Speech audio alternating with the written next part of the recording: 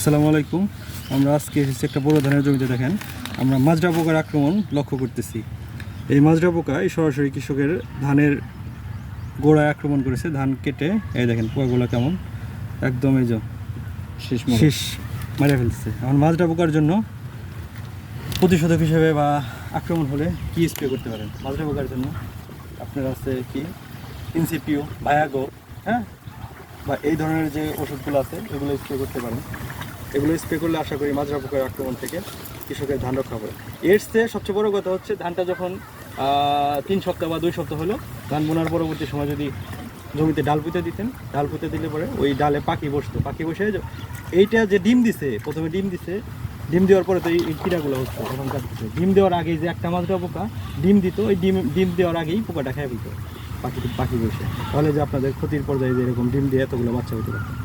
যাই হোক, মাজরা পোকা প্রতিরোধ হলে ধানের ফলন ভালো হবে। ধন্যবাদ সবাইকে।